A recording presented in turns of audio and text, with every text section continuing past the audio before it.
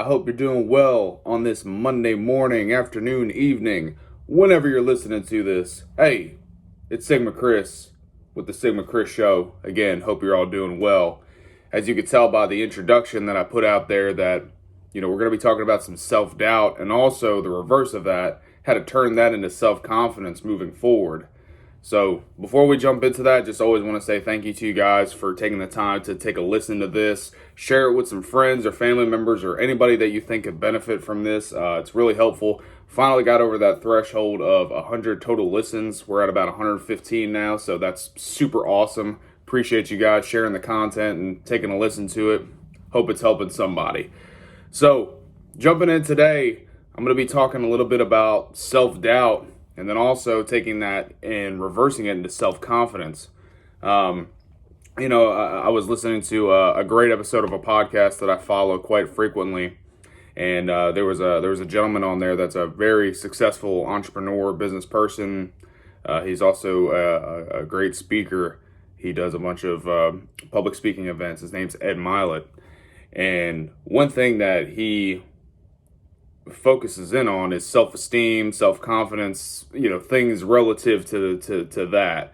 And one thing that he said really stuck out to me is that you weren't born thinking negative things about yourself. And how crazy, how true is that, right? Everybody's born with self-worth and confidence, and we don't know any better when we're kids, right? You want to be an astronaut, you want to be a firefighter, you want to be a baseball player, whatever the case may be. But as we get older, right, the realities of a cynical world almost creep in to our almost pure existence as a child. People tell you you're not good enough, you're not smart enough, you're not the right size, you're not the right race, you don't have the same belief system, whatever, again. And that absolutely chips away at your self-confidence. And this could have been a family member, this could have been a friend of a friend of a friend, this could have been a teacher, it could have been whoever.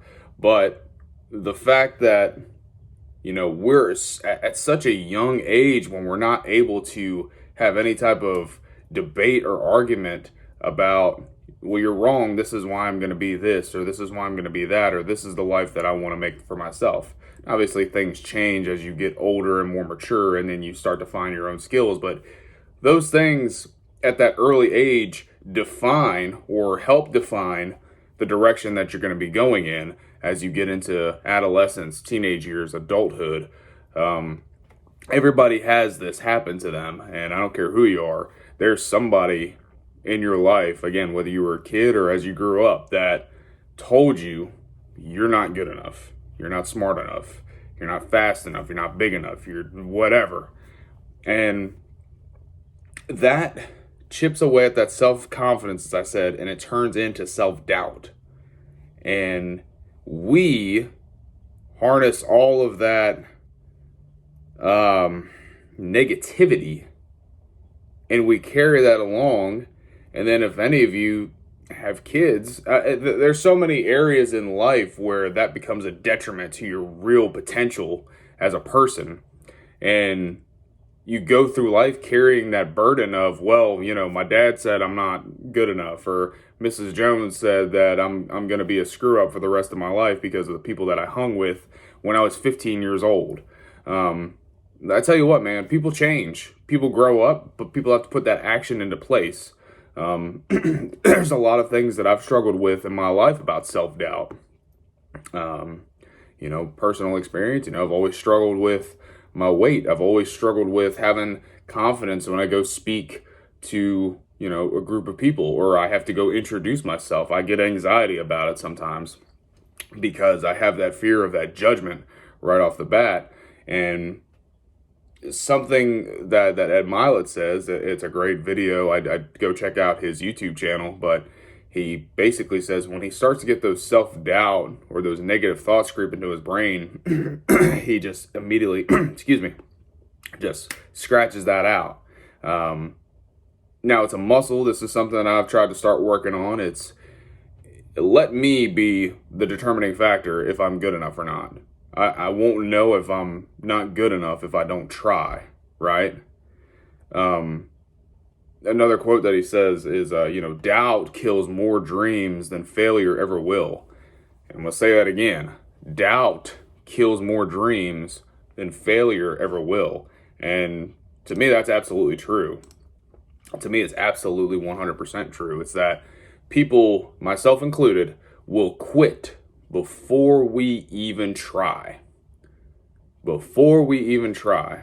And this has been a case that's played over and over and over in my life, from childhood to teenage years to adulthood.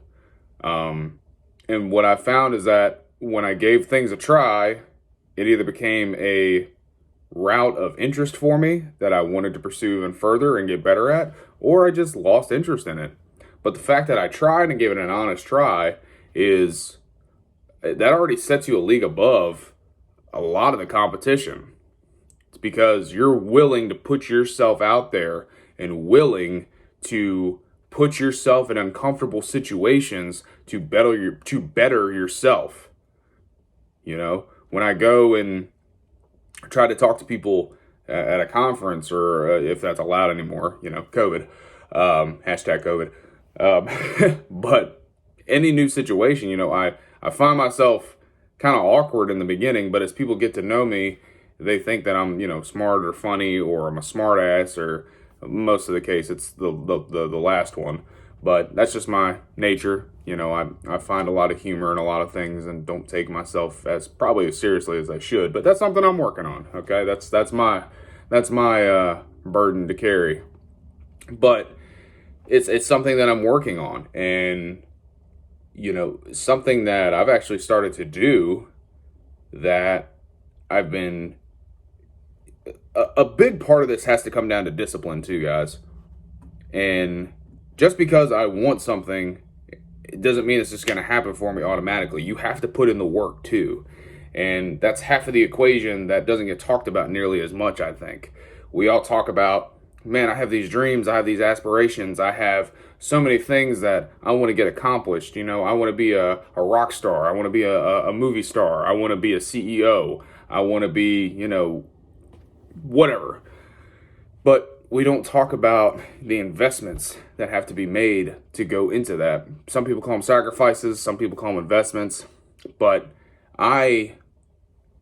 when I started really doing this self-evaluation and self-analyzation a couple of years ago, and really started getting serious about what I wanted to do, what was my purpose, my calling in life, I really started to take stock of myself and say, okay, well, these are areas that you can improve upon. These are areas that you're pretty good at. We'll always keep flexing this muscle. We'll always keep working out this muscle here. But these are the things over here that really need some help, Chris.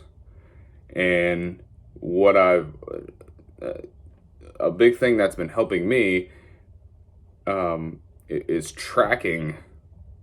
And this may not work for you, but it works for me. Just tracking and challenging myself. Like right now, I'm in the midst of a 30-day challenge that I exercise at least for 30 minutes a day. I read at least 10 pages of a book, which right now I'm reading Marcus Aurelius' Meditations. I drink a half a gallon of water a day. I journal every morning. I read scripture every morning. I've been tracking my food that I've been eating with the MyFitnessPal app. And then right now I'm in the middle of a certification that I'm working on that's going to help me in my career. So I make sure that I do at least 15 to 20 minutes of that every single day. This includes the weekends. What it's going to do, what my hope is that over 30 days, it's going to jolt me into a more of a disciplined mindset. And it's going to give me more self-confidence. Instead of having doubt and not being able to track what I'm doing on a daily basis and being inconsistent and having these peaks and valleys, I am going to put myself in an uncomfortable position and hold myself accountable and say, you are going to do this every single day. And it doesn't matter if it's day 3, if it's day 23. If I fail any of those 7 items, I start over again. I'm going to hold myself accountable. Now, again, that's good. That may not work for you. But that is what I'm going to do. I'm going to challenge myself to do that. It doesn't matter how busy I am. It doesn't matter, that I have a project going on right now that's due in 3 weeks. And I have to focus a lot of time and attention on that, and I do have to sacrifice some time on the weekends for it. But these 7 things are non-negotiable. I have to do these things at least every single day. So again, I'm hoping that that self-doubt, because, it's attacking a lot of things just off of that list, that I feel like I'm not as strong as I could be. The exercising part, if I hold myself accountable for 30 minutes, at least 30 minutes is nothing. That's an episode of Friends or whatever you guys watch. I don't watch TV. What's a famous show? Somebody send me a comment or something that I can, give a good analogy on. That has to do with my physical fitness. And also, if you think about the list as well, guys, it's more of a mental list than anything else. The exercise for 30 minutes, I go to the gym 4 days a week as it is, and I'm doing mostly, strength type of training. I've started running too. I've been holding myself accountable. A buddy of mine and I are going to do a 5K, which is, again, self-doubt right there. That's a perfect, I wish I would have said that in the beginning. That's a perfect example. I'm putting it out there. In July, I'm running a 5K. My big fat self, or what I would perceive to be my old fat self, would never dream about running, 3.1 miles, which to a lot of people may not sound like much. But to me, if I start it and complete it, that's a huge thing for me. So I've been training. I've been doing that C2 5K app, and I hate running. But you know what? You got to put yourself in uncomfortable situations. I may never do it again. I may get out there and do a 5K and do it, say, hey, at least I did it. And I may fall in love with it. You never know. But I'm going to try. The second thing on the list. So anyway, the exercise for 30 minutes, that's easy. But it's also making sure the physical strength is there and that I'm doing a physical exertion every single day. The second item on the list is read 10 pages of a book every single day. It has to be a nonfiction. I don't like fiction books anyway, so that's easy.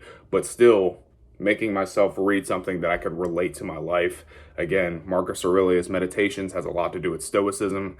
I find myself more of a Stoic to begin with anyway, because I'm not very emotional and I process emotions very quickly and I'm able to rationalize and analyze things. But still a great book. Still a lot of things to be said about that book, and maybe I'll do an episode about it once I'm finished with it. Drink a half a gallon of water. That's just, again, keeping myself accountable to make sure that I'm staying healthy. You're supposed to drink water anyway. I'll probably bump that up to a gallon at some point during the summer. You pee a lot. I have to pee right now, as a matter of fact. By the way, I'm also drinking a C4 Energy right now, so that's probably why I'm more hyper than normal. Journal.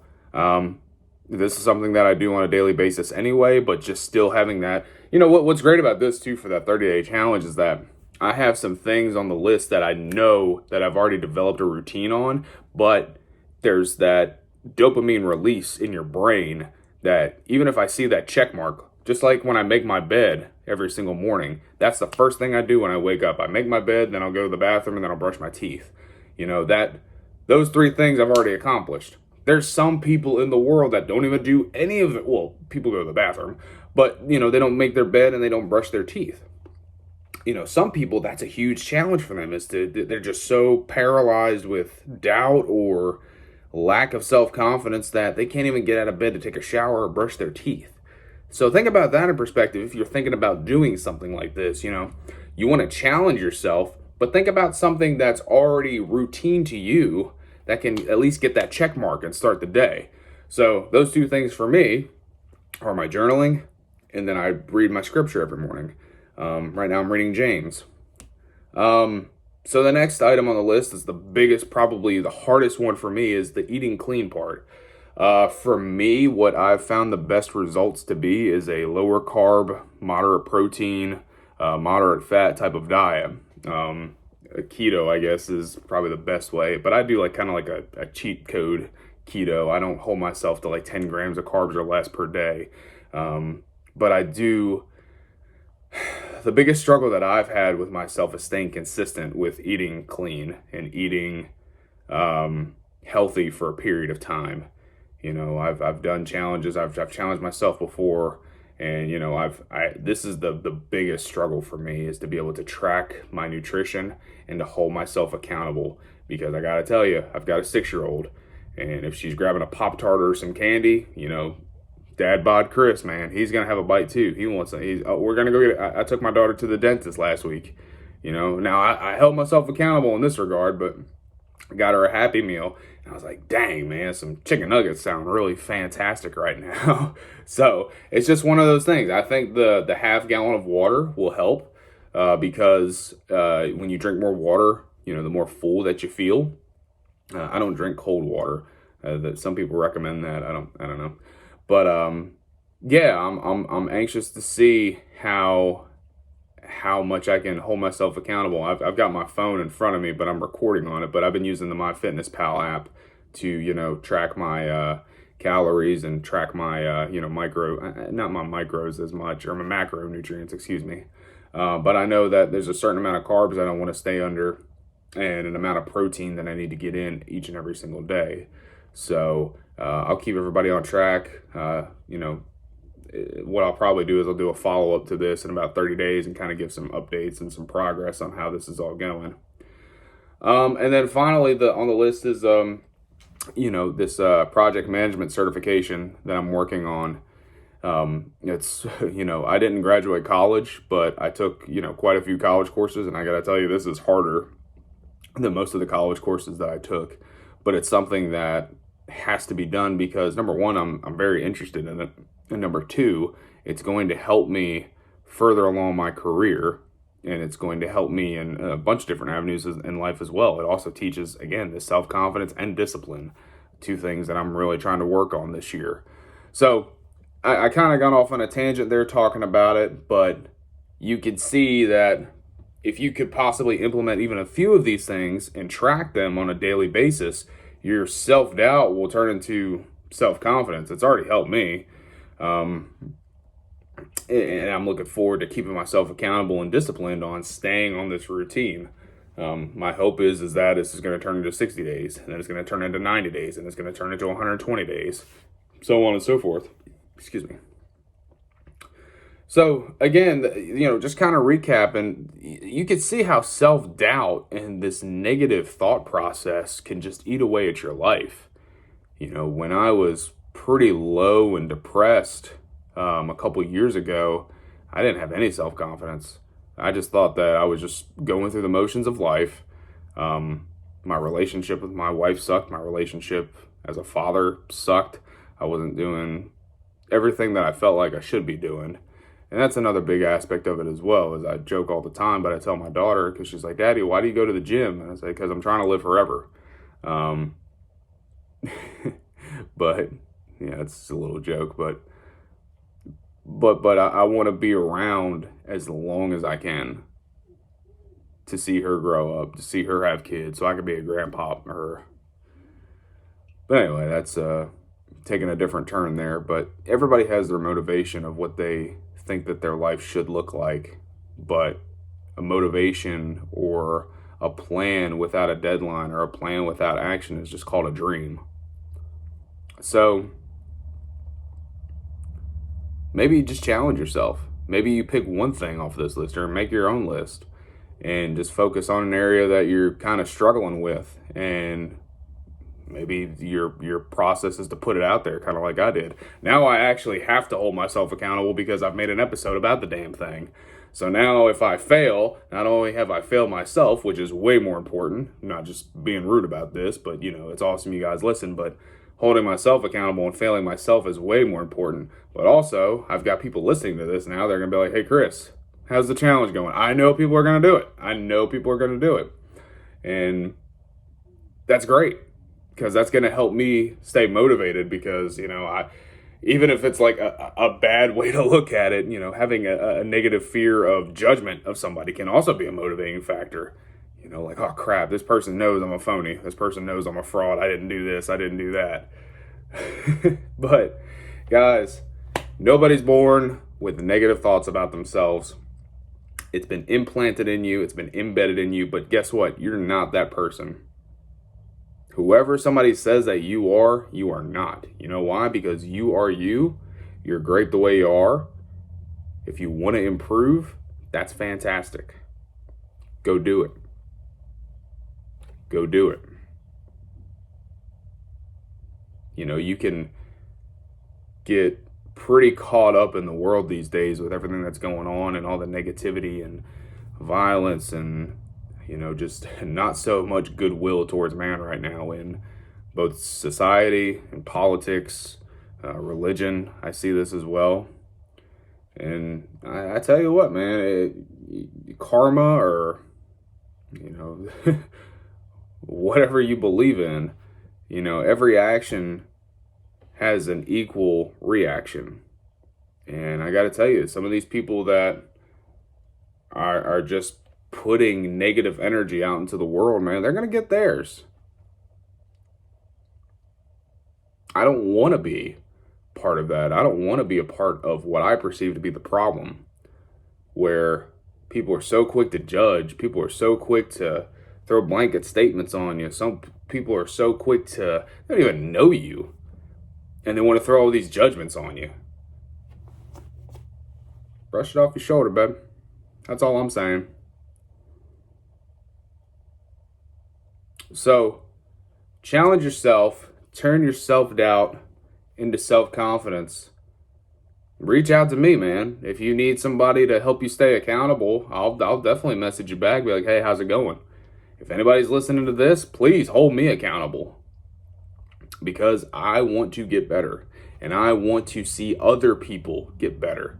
That's the flex right there. The flex is trying to impact as many people as you can, positively as you can. Whew, that's good. Damn, I'm good. Because we're all put here for a purpose. That's your job to find your life's calling, your purpose, and to leave this world better than how you found it. I'm done. Everybody have a great day. Go kill it this week.